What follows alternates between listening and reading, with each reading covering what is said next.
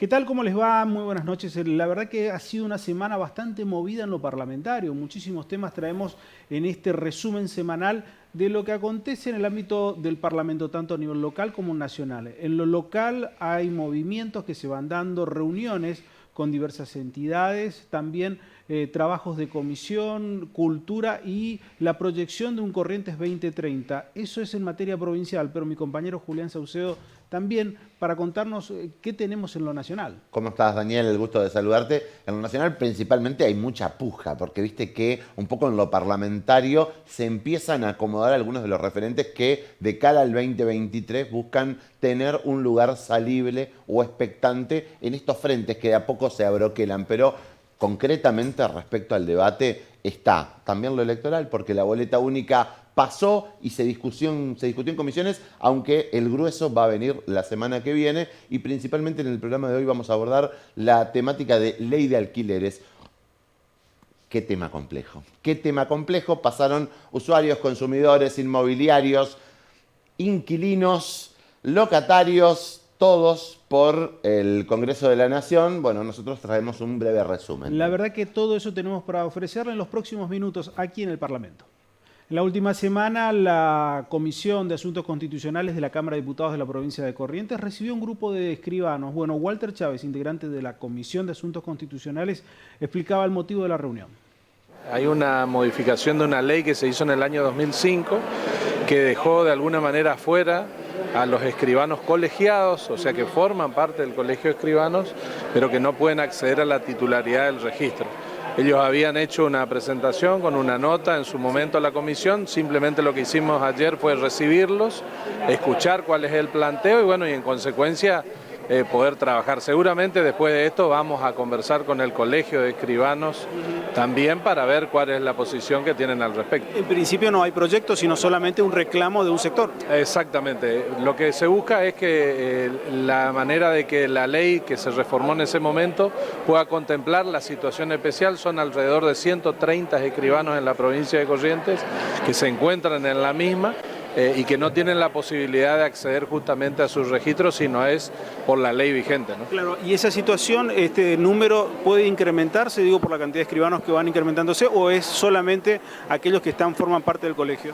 No, solamente los que forman parte del colegio, inclusive este número puede ser menor, porque hay una serie de cuestiones que no todos los que hoy, no todos que forman parte de este número realmente quieren acceder a la titularidad, sino simplemente se manifiestan para poder regularizar esta situación.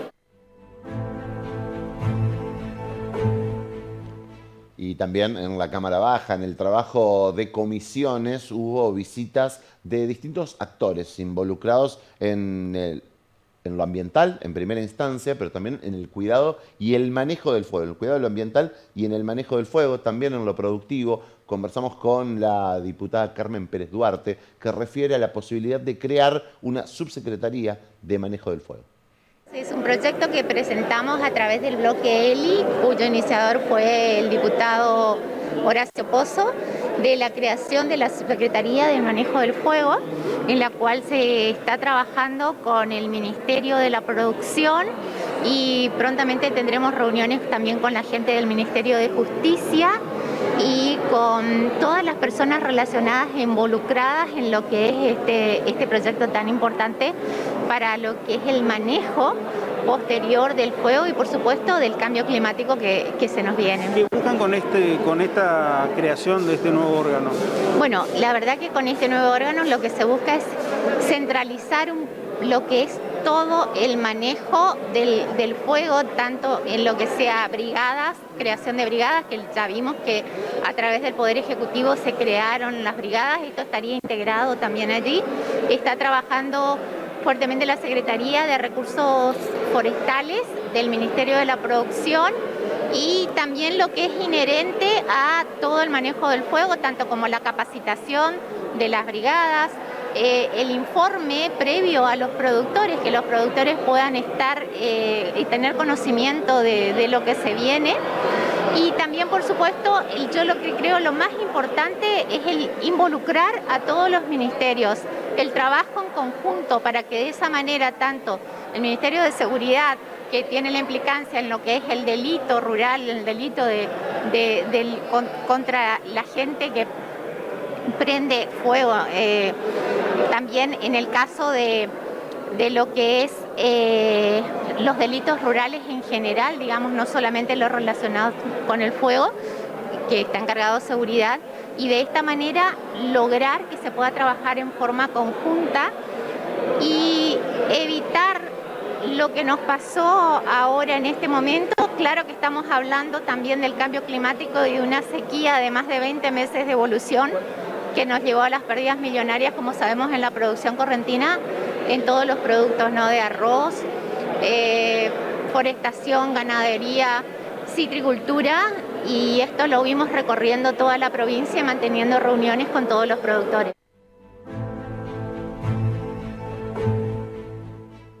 José Hernández es uno de los grandes escritores de la República Argentina y la particularidad es que vivió un buen tiempo aquí en Corrientes. Y un dato singular nada más, un año antes de que sea publicado el Martín Fierro, su gran obra, estuvo aquí en Corrientes, por eso es que también existe como esa creencia que la base del Martín Fierro se redactó aquí en Corrientes. Bueno, hay una muestra en la Cámara de Diputados de la provincia que hace referencia a la vida que ha transitado aquí en nuestra provincia, en nuestra ciudad, para ser más preciso. Florencia de Pomper es una de las coordinadoras de dicho evento y también la palabra del presidente de la Cámara Baja, Pedro Casani. Bueno, ¿qué tal? Esta muestra es impulsada por el Centro de Estudios Artísticos, Sociales y Laborales, y también la Biblioteca Popular, que busca retratar a través de las pinturas de Carolina Toledo y también de un cortometraje, Memorias de José Hernández, realizado por estudiantes de la UNE, los días de justamente José Hernández por nuestra ciudad de Corrientes, donde también tenemos la información que inició la escritura de uno de sus libros más populares, como es el Martín Fierro, que también está expuesto. ¿Cuándo puede llegar a visitarse esta muestra? ¿Qué horarios y cómo puede hacerlo? Bueno, la muestra se encuentra disponible a partir del miércoles 11 de mayo hasta el viernes 27 de mayo, acá en el Salón de los Pasos Perdidos de la Legislatura, y pueden venir en el horario de 9 a 20 horas. Los guías de sala estamos de 9 a 13, pero después, por supuesto, que es abierta para todo público. ¿Qué contempla esta muestra? Bueno, acá tenemos 8 obras, como decía, de la artista Carolina, que son todos los lugares donde habitó y también donde estuvo José Hernández, contando un poco también su vida, su ideología, sus creencias. Y bueno, el cortometraje, que es un cortometraje de 9 minutos 11 más o menos, donde también nos cuentan historiadores y nos van retratando los pasos que dio el abogado y periodista también por esta ciudad. Yo decía recién cuando arrancamos la apertura de esta muestra, que por allí la vida que tenemos es tan dinámica, que las noticias comienzan y terminan minutos después, y quizás esta vida tan dinámica que tenemos, tan maratónica que tenemos, por allí nos hace perder la visión o el tiempo, nos quita el tiempo como para comprender de dónde venimos, para entender cómo somos y fundamentalmente hacia dónde vamos. Así que estos espacios se generan para los artistas que por allí encuentran también la manera de venir a mostrar todo lo bueno que hacen. Ya están comprometidos porque nos pidieron, digamos, que les pudiésemos establecer qué día pueden venir varios colegios primarios y secundarios. Yo les decía también recién que el Martín Fierro se presenta o aparece, digamos, en la editorial en 1872, un año después que haya dejado de vivir en Corrientes José Hernández. José Hernández vivió acá entre 1867 y 1871 y al año siguiente aparece el Martín Fierro, con lo cual, sin duda que es lo que seguramente José Hernández vio y aprendió de nuestros gauchos, seguramente más otras realidades que habrá tenido seguramente en la zona rural de la provincia de Buenos Aires, son un poco la letra de nuestros gauchos, y esta aparición de esta obra de Martín Fierro, por lo menos para nosotros, es como que tiene un antes y un después respecto de la visión que se tenía y que se tuvo a partir de esta obra de la tarea que realiza el hombre de campo. En el ámbito de la Cámara Creo que Alta hay es expectativa un hecho por sumamente importante para la vida y la confirmación final, la aprobación y algunos puntos que van a ser parte de la agenda legislativa del Plan Estratégico Participativo 2030, que busca planificar con las asociaciones civiles, con la organización social en general, lo que se dice el tercer sector en política, también involucrado en la planificación de cara a los próximos años. El PEP 2030 se refiere a la cuestión Pedro Brayar Pocar, vicegobernador de la provincia de Corrientes. Creo que es un hecho sumamente importante para la vida institucional y social de la provincia, porque así como en el 2013 se firmó el pacto con Meta de 2020, ahora con Meta 2030, que también va a permitir hacer un repaso sobre todo lo que fue cambiando en la provincia. Porque si hay algo que podemos afirmar con mucha certeza es que Corrientes está adquiriendo un perfil productivo que se va consolidando en determinados aspectos y que ha registrado un cambio muy profundo todo este tiempo. Así que bueno, a eso apunta. Esto tiene una raigambre profundamente social. En esto ha participado de una u otra manera en gran medida la sociedad civil, no solamente el gobierno.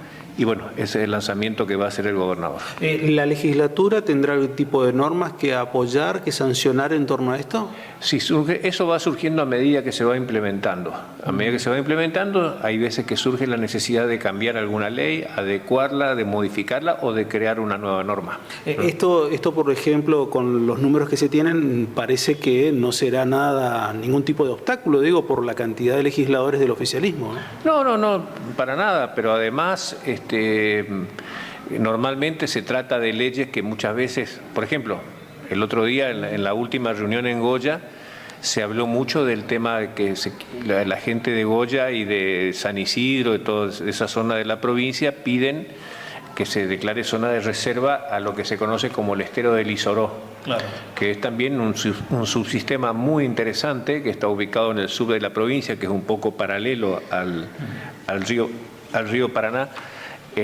con enormes riquezas naturales. Y bueno, ahí tiene que haber una ley. Yo creo que nadie se puede oponer a eso. Igual se debatirá, se elaborará el proyecto, pero estas cosas van surgiendo a medida que se plantean las necesidades.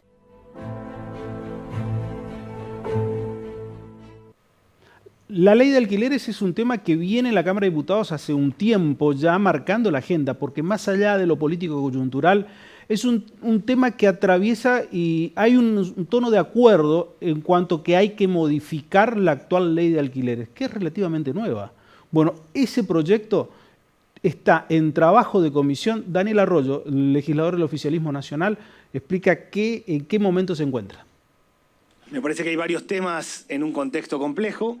A mi modo de ver, hay dos cuestiones centrales que están alrededor de la ley de alquileres. La primera es que tenemos 50-60% de inflación anual y ahí radica gran parte de las dificultades de la actualización. Y la segunda, la Argentina tiene 45% de informalidad laboral y gran parte de la informalidad forma parte de la actividad cotidiana. Sobre esa base voy a acompañar iniciativas que tengan que ver, por un lado, con continuar con el plazo de los 3 años, entendiendo que hay miradas distintas, pero que es importante sostener un plazo que ayuda a los inquilinos, sobre todo en el proceso de renovación. La necesidad de tener un índice de actualización que sea claramente referenciado con parámetros objetivos como tenemos hoy.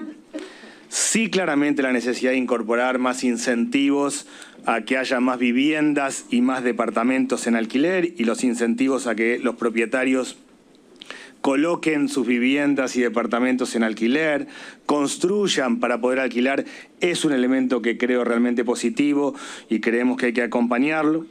Resguardar a los inquilinos y a los propietarios en instancias donde puedan ir a presentar sus reclamos al estilo de defensa del consumidor y generar condiciones de garantías factibles para aquellos que no tienen garantías. Entiendo claramente que es un debate complejo. Mi mirada es que hay que mantener un equilibrio entre Estado y mercado en un contexto y en una actividad diferente a la de varios otros. Una ley que tiene poco tiempo de duración, que se ha dado en el medio de la pandemia y claramente en un contexto altamente inflacionario, me parece, y voy a acompañar iniciativas que tengan que ver con esta línea, es lo que creo ha surgido del debate o de las distintas miradas de quienes vinieron a exponer a la comisión. Verdaderamente creo que estamos ante un tema complejo, de difícil resolución, en donde sin lugar a dudas hay miradas distintas, dificultades en un contexto económico complejo.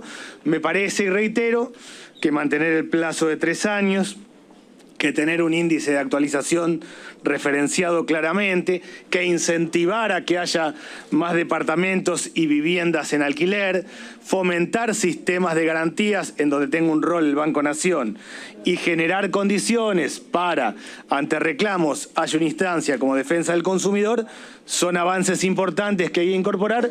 Con ese espíritu participo del encuentro y voy a acompañar el dictamen. Muchas gracias.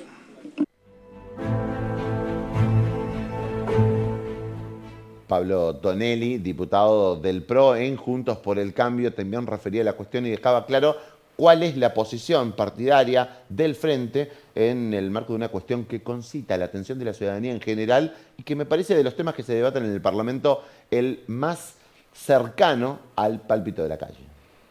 El tema de los alquileres es un tema difícil y delicado, no solo en la Argentina, sino en todo el mundo. Porque es muy difícil encontrar un adecuado y equitativo término medio que contemple de manera adecuada y razonable los derechos de los locatarios, de los inquilinos y también los de los locadores o propietarios. Porque en la medida en que se exagere en proteger los derechos de unos o de otros, en la medida en que se pierda ese equilibrio, el resultado es malo. Es malo porque empiezan a escasear las viviendas para alquilar, o se encarecen, o por el contrario, la oferta termina siendo tan alta que el rendimiento desaparece. Y la verdad es que en 2019 no me pareció que el proyecto que concluyó con la sanción de la ley 27.551 fuera un proyecto equilibrado. Y por eso no lo acompañé. Y la práctica ha demostrado que efectivamente hubo allí algún exceso, particularmente en algunas previsiones. El diputado Domingo las mencionó con todo acierto, que son las referidas, las más importantes, las referidas al plazo de la locación y al procedimiento para la actualización de los alquileres. 3 años y con actualizaciones solamente anuales y con un solo índice de actualización preestablecido en la ley, resultaron una decisión no del todo adecuada ni del todo acertada, porque hizo que se retrayera la oferta de viviendas en alquiler.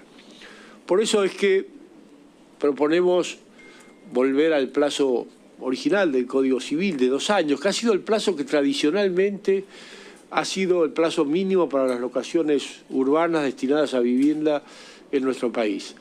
Y también proponemos dar más libertad a las partes para que acuerden entre ellas el modo y el procedimiento de actualización del alquiler. Yo personalmente hubiera ido un poquito más lejos, hubiera directamente derogado el artículo 16, que es ese por el cual están obligados locadores y locatarios a denunciar ante la AFIP los contratos de alquiler. Me parece una cláusula autoritaria, fascista, que no le encuentra mucho sentido. En todo caso, la AFIP, si quiere saber quiénes tienen viviendas en alquiler, que lo averigüe por su propio medio, como averigua tantas otras cosas. Y sobre todo por la parte esa referida a la notificación a la AFIP en caso de un proceso de desalojo. ¿Qué tiene que hacer la AFIP en un proceso de desalojo? Bueno, pero por lo menos nos hemos puesto de acuerdo en eliminar esta última parte del artículo para eliminar esa intervención de la AFIP en los juicios de desalojo que carece absolutamente de sentido. Creo sinceramente que a quien pone viviendas en alquiler, viviendas para uso habitacional, por supuesto, hay que eximirlo del impuesto a las ganancias, hay que eximirlo del impuesto a los bienes personales respecto a esas viviendas, para que entonces la rentabilidad de los alquileres se recupere, aumente, y eso sin la menor duda va a estimular la oferta de vivienda. Entonces, hoy podemos dar un paso importante modificando esos artículos de la ley 27.551 referidos al plazo y al procedimiento de actualización, y yo lo celebro, porque eso es bueno. Nos acerca más a un ámbito de libertad para las partes. Pero dejo planteado que el próximo paso debería ser, y lo antes posible, aprobar normas que estimulen en términos fiscales e impositivos la oferta de viviendas en alquiler.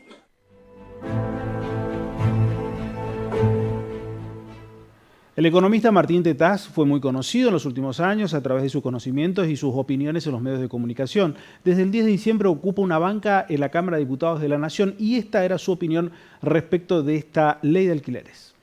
Lo que dice la evidencia científica es que la duración óptima de los contratos se reduce con la incertidumbre.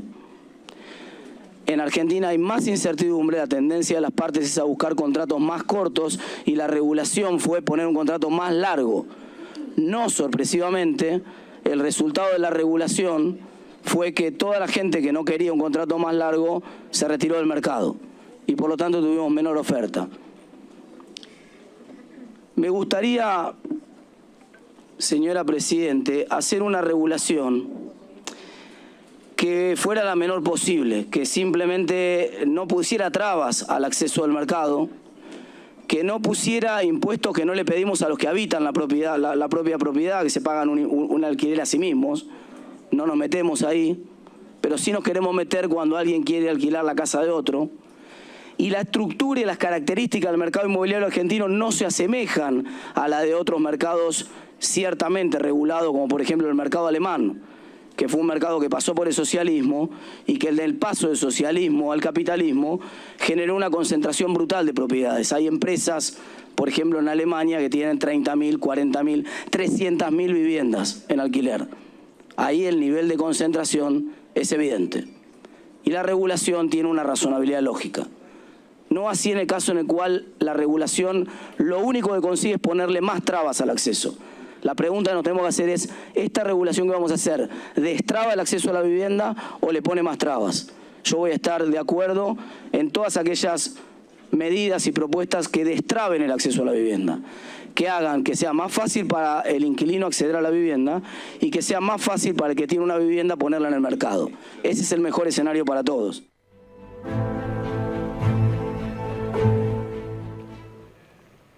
Ha sido una semana bastante movida y la que viene también, porque el Senado de la provincia de Corrientes avanzará con la ley referida a la paridad de género. Habrá que ver de qué manera sale. Ese será uno de los interrogantes legislativos de los próximos días. Sin duda, con la expectativa que también genera la discusión respecto a boleta única en la escena nacional y la conformación de comisiones. Hasta esta semana, más de la mitad de las comisiones en el Congreso de la Nación, en Cámara de Diputados, todavía no estaban conformados. La novedad en la Cámara Alta tuvo que ver con la creación finalmente de este fondo que busca captar capitales extranjerizados de manera ilegal y así generar un fondo para achicar la deuda con el Fondo Monetario Internacional. Dudo que llegue a tener el consenso en la Cámara Baja, pero son los temas que seguramente se van a debatir en el desarrollo de la semana. Toda la actualización de lo que ocurre, usted lo tiene aquí en el Parlamento. Gracias, Julián. Gracias, Daniel.